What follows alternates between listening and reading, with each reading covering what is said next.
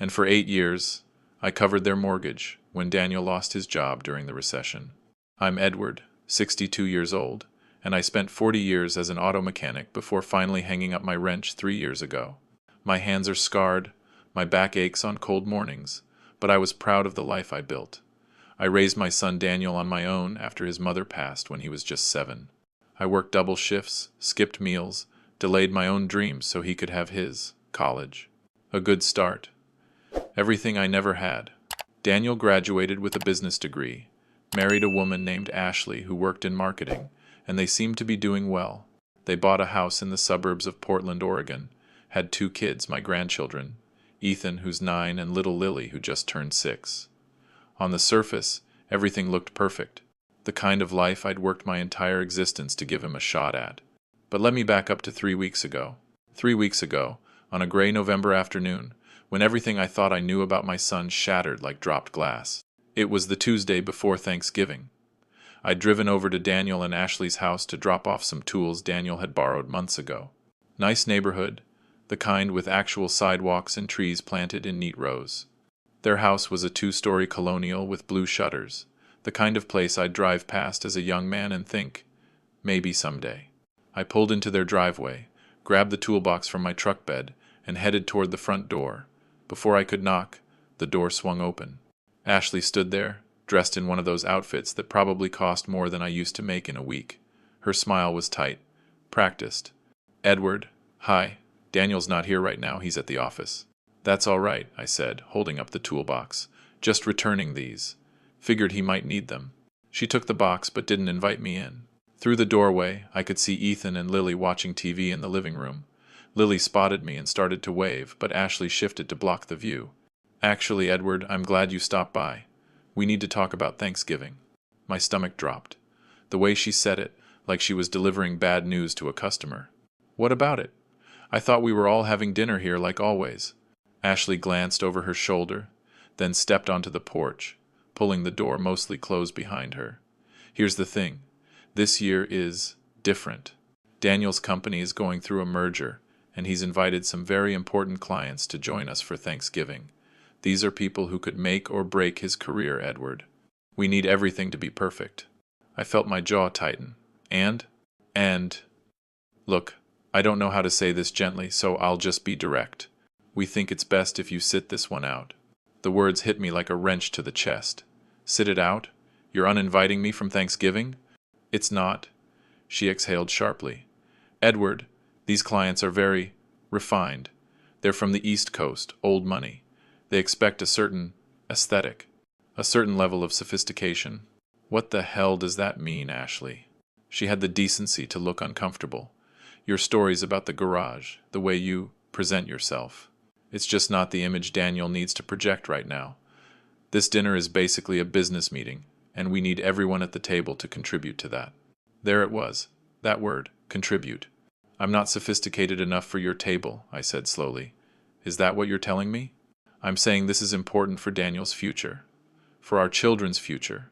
Surely you can understand that. You always said you wanted the best for Daniel." I wanted to argue. I wanted to tell her that I'd given everything for Daniel's future, that my unsophisticated hands had paid for the roof over her head when her sophisticated husband couldn't.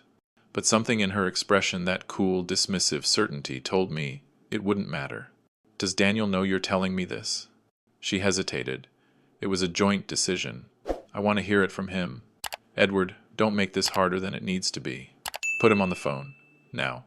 She sighed and pulled out her cell, stepping back inside. I heard her murmur something. Then Daniel's voice came through the speaker. She handed me the phone. "Dad? Your wife just uninvited me from Thanksgiving. Tell me she's wrong."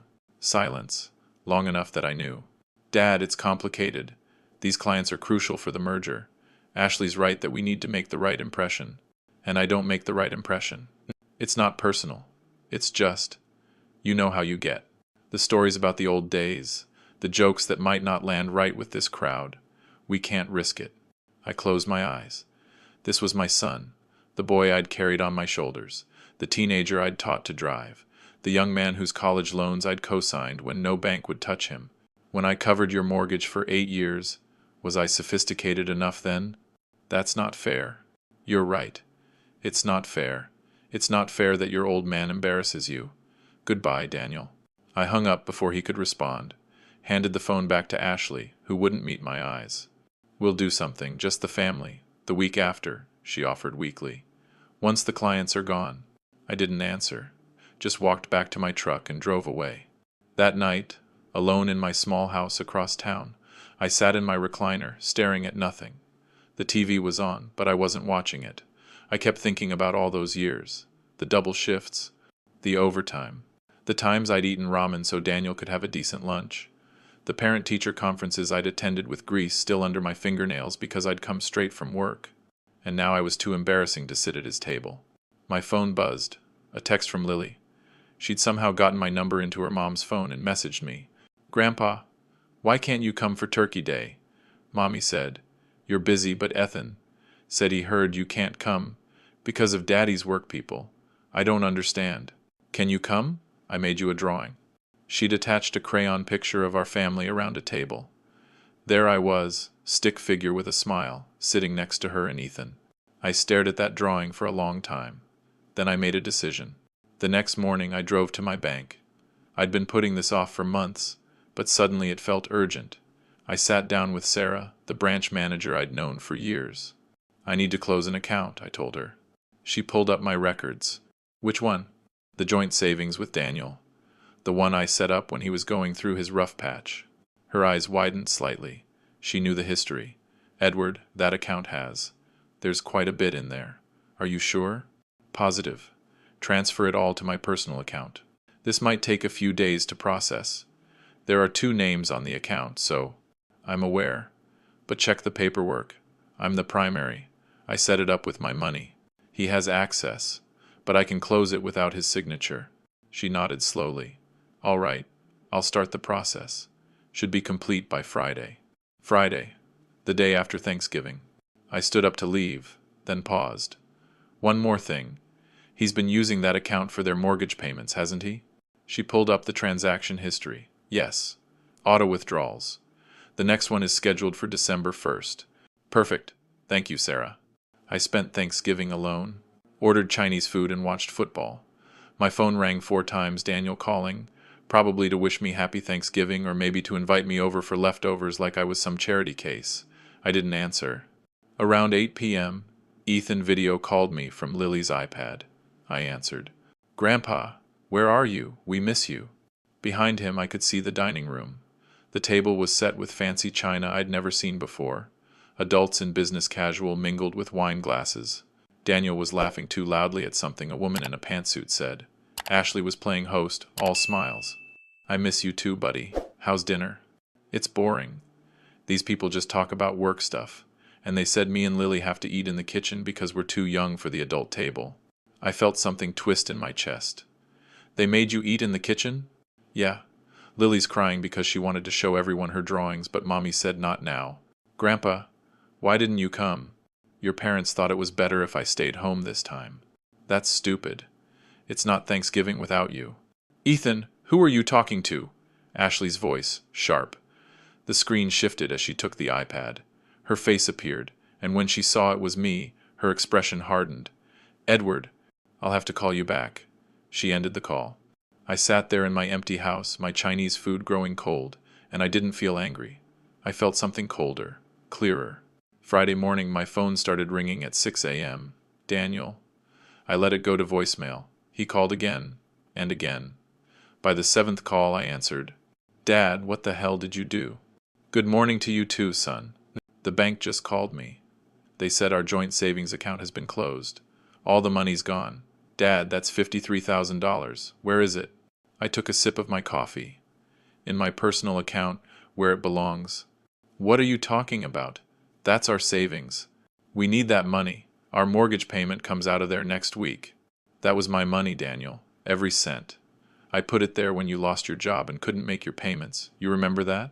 8 years ago, when you called me crying because you were going to lose the house, I took out a loan against my own home to cover you. But that was years ago. We've been rebuilding it together." "Have you?" I checked the records. "The only deposits have been from my pension and Social Security. You haven't put a dime in. You've just been withdrawing for your mortgage." Because we had an agreement. You said you'd help us until we got back on our feet. And I did help you. For 8 years. But apparently, I'm too embarrassing to eat Thanksgiving dinner with you. So I figured, why would you want an embarrassing old man's money either? That's Dad. That's not what this is about. This is about my career. Right. Your career. The one that's so important you shoved your kids into the kitchen so your fancy clients wouldn't have to look at them. How'd that work out, by the way? Did you get the big deal? Silence. Daniel? One of the clients asked about you. He saw the family photos on the mantel, asked where the grandfather was. I said you were under the weather. He told me his own father was a mechanic, and that he was the most honorable man he'd ever known. We talked about it for 20 minutes. He said any man who distances himself from his roots isn't someone he trusts in business. I almost laughed. So you lost the deal anyway? We don't know yet, but Dad, you can't just take that money.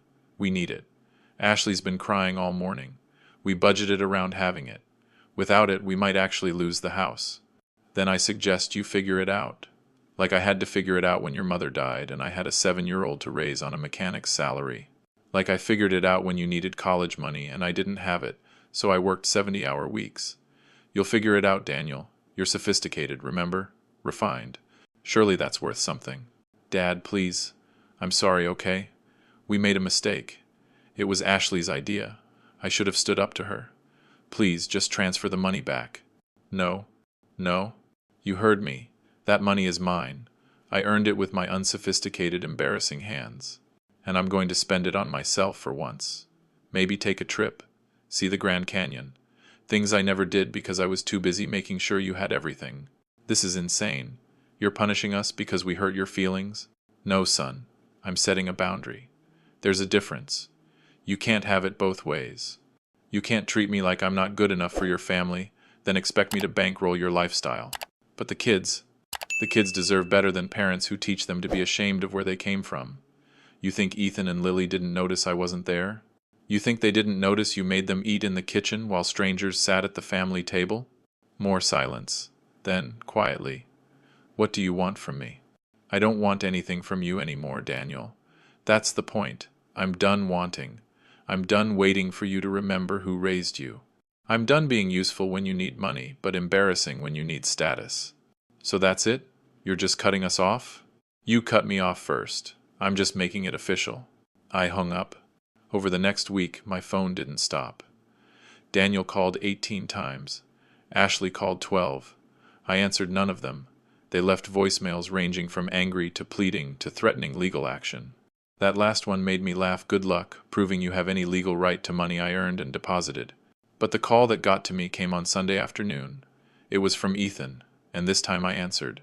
Grandpa? His voice was small, scared. Hey, buddy, what's wrong? Mom and Dad are fighting, really bad. Dad keeps yelling about money and Mom keeps crying. Lily's scared. We can hear them through the walls. My heart clenched. I'm sorry you're hearing that, Ethan. Is it because you're mad at Dad? He said something about you taking money away. Did you? I closed my eyes. How do you explain this to a 9-year-old? Ethan, your dad and I had a disagreement. About respect and family. The money is part of it, but it's more complicated than that. He said you're not coming over anymore. Is that true? I don't know yet, buddy. But you're still my grandpa, right? You still love us? Of course I do. I love you and Lily more than anything. Then can you please fix it? I miss you. Lily misses you. We want you to come back. It's not that simple. Why not? When me and Lily fight, you always tell us to say sorry and hug it out. Why can't you and Dad do that? Out of the mouths of babes. Because sometimes sorry isn't enough, Ethan. Sometimes people hurt you in ways that need more than words to fix. Did Dad hurt you real bad? Yeah, buddy. He did. Oh. A pause. Grandpa, when I grow up, I'm never going to be embarrassed of you. I think you're the coolest person I know. I had to pull over because my eyes were blurring. Thank you, Ethan. That means everything to me. After I hung up, I sat in my truck for a long time. Maybe I was being too harsh. Maybe I should forgive Daniel, transfer the money back, pretend Thanksgiving never happened. Family is family, right? You're supposed to work through things. But then I thought about Ashley's face when she told me I wasn't sophisticated enough. Daniel's voice when he agreed. The casual cruelty of it. Like I was a piece of furniture that didn't match their new decor. No. Some things you don't come back from. 2 weeks after Thanksgiving, I got a letter in the mail. Thick envelope, expensive paper. My address was handwritten in Daniel's careful script. I almost threw it away unopened, but curiosity won. Dear Dad, I've started this letter a dozen times and never known what to say. How do you apologize for something unforgivable? You're right, about all of it. I let Ashley convince me that success meant forgetting where I came from, that impressing clients was more important than honoring my father. I stood there on Thanksgiving, lying to a man who asked about you, and I felt sick. Not because it hurt the deal, though it did, but because I realized I'd become someone you raised me not to be. I've been thinking about the recession, those years when I lost everything and you caught me. You were retired by then, living on a fixed income, and you still took out a loan against your house. For me, I never asked you to do that. You just did it, because that's who you are. And I repaid you by telling you that you weren't good enough to eat dinner with us. Ashley and I have been to counseling. She understands now that what we did was wrong, but understanding doesn't undo it. We've been looking at our finances, trying to figure out how to manage without your help. It's been humbling, frankly. We had to cancel our vacation plans, postpone some home improvements, cut back on a lot of things we'd taken for granted. The kids ask about you every day. Lily keeps drawing pictures of you and putting them on the fridge. Ethan has started wearing that old Seahawks cap you gave him, the one that's falling apart, because he says it makes him feel like you're there. I know I don't deserve forgiveness. I'm not even asking for it. But I want you to know that I see it now, what I threw away. Not the money. You, the man who worked himself to the bone so I could have a better life than he did. The grandfather my kids adore. The father I should have defended instead of disrespected. I don't know if you'll ever want to see me again. I understand if you don't. But the kids miss you so much, Dad. If you could find it in your heart to maintain a relationship with them, even if you're done with me and Ashley, I would understand. They don't deserve to lose their grandpa, because their father is an idiot. I'm sorry. I'm so desperately sorry. Your son, Daniel. I read that letter 3 times. Then I folded it carefully and put it in my desk drawer. I didn't respond right away. Couldn't. I needed time to think. A week later, I was in my garage working on restoring an old motorcycle, a project I'd put off for years because I was always helping someone else when a car pulled up. Daniel's SUV. I kept working, didn't look up. Heard the car doors open and close. Footsteps on the concrete. Dad? I set down my wrench and finally looked up. Daniel stood there, and he looked terrible, tired, older. Behind him, Ashley had Ethan and Lily by the hands. Grandpa! Lily broke free and ran to me. I caught her, lifted her up. She wrapped her arms around my neck so tight I could barely breathe. We missed you, she said into my shoulder. Missed you so much. Ethan came over too, more reserved, but I could see the relief in his face. I ruffled his hair with my free hand. Missed you too, both of you. I looked at Daniel over Lily's shoulder. He was watching us with something like grief in his eyes. I didn't come to ask for money, he said quietly. I came because Lily hasn't stopped crying since you left her video call. Because Ethan said he wished you'd come back. I came because I'm their father and watching them hurt like this is killing me. I set Lily down gently. Go check out that motorcycle, you two, but don't touch anything. They scampered off, excited. I turned to Daniel and Ashley. She looked like she'd been crying too. Good. Say what you came to say. Daniel took a breath. I was wrong.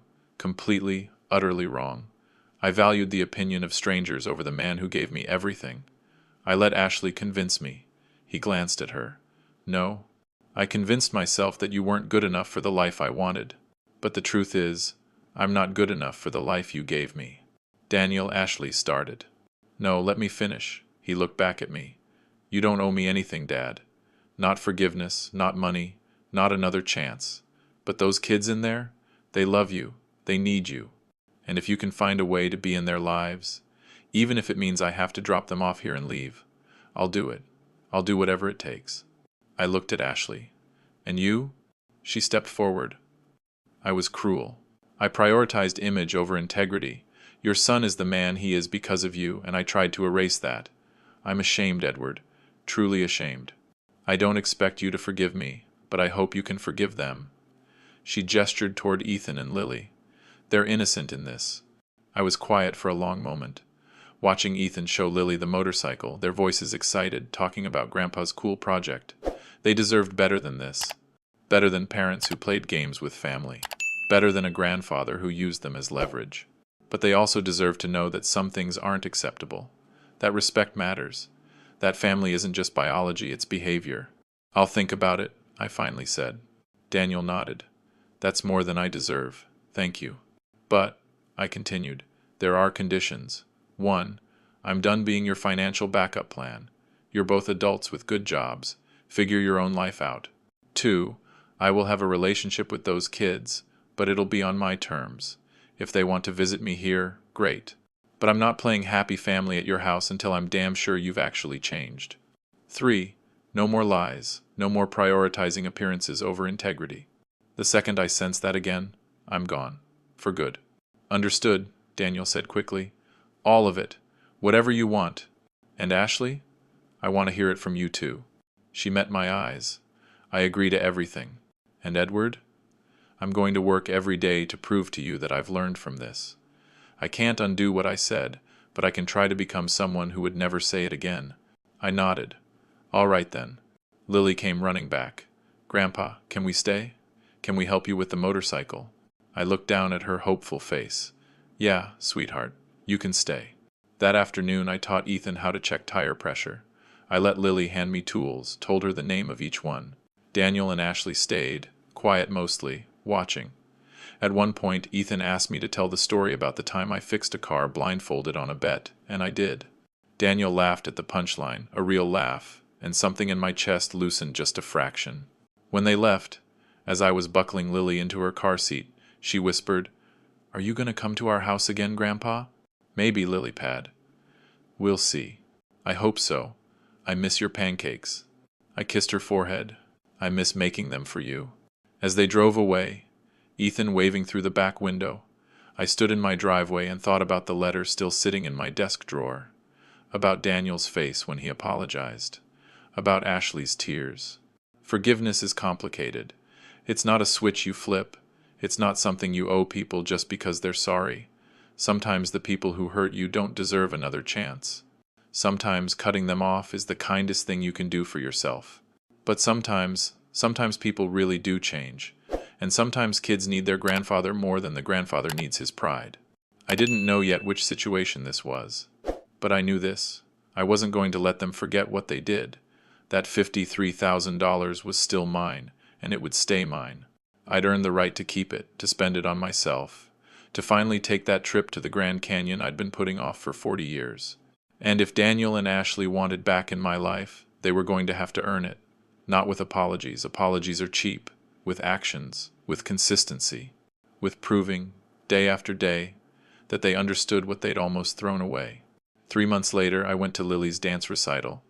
Daniel had called to invite me, his voice tentative, asking, not assuming. I sat in the audience and watched my granddaughter twirl across the stage in a sparkly costume, and when she spotted me afterward, she ran so fast she nearly knocked me over. You came. You came.